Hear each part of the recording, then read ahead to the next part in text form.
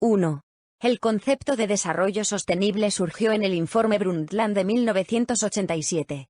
Y, como es habitual con los términos populares, ha sido objeto de interpretaciones muy diversas.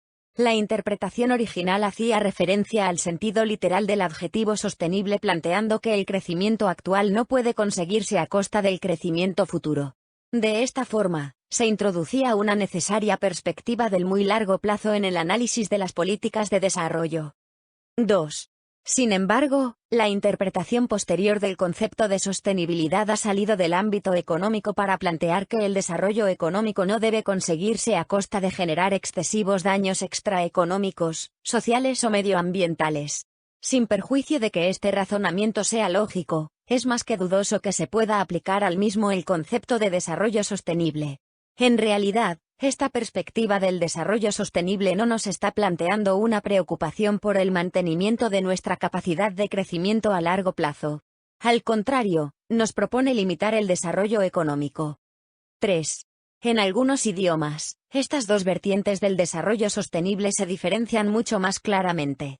Por ejemplo, en euskera, se utiliza en ocasiones el término garapen iraunkorra, literalmente, desarrollo permanente, y en otras garapen jasangarria, literalmente, desarrollo soportable. Esto permite clarificar sensiblemente mejor las dos interpretaciones radicalmente distintas del desarrollo sostenible en castellano. 4. Esta clarificación tiene una gran importancia, porque nos explica en buena parte la deformación que este concepto ha sufrido de forma progresiva en su interpretación en el conjunto de Occidente. El objetivo no es ahora sostener el desarrollo sino, al contrario, limitarlo. El concepto de sostenibilidad se ha transformado así en la base conceptual fundamental de la extensión al conjunto de Europa de las doctrinas corporativas neomalthusianas, destinadas a contener o detener el crecimiento económico y contener o reducir la población. 5.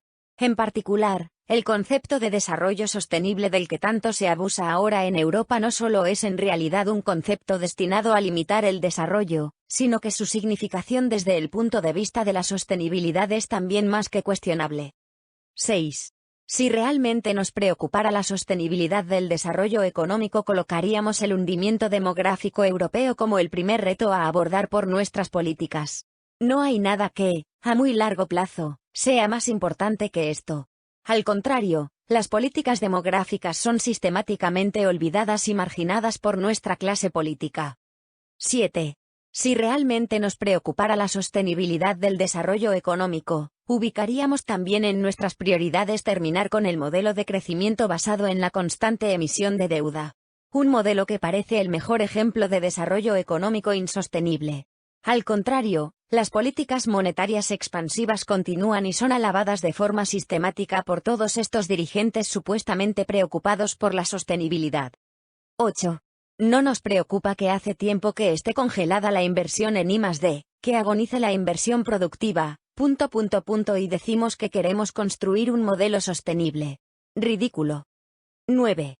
El concepto europeo del desarrollo sostenible, en realidad, ni es desarrollo ni es sostenible. Pero sí es un paso adelante en la extensión de las estrategias neomalthusianas de la élite corporativa. Un paso adelante que, según parece, ha servido para preparar el entorno para la destrucción creativa que pretende el gran reinicio. Destrucción que será, eso sí, sostenible e inclusiva.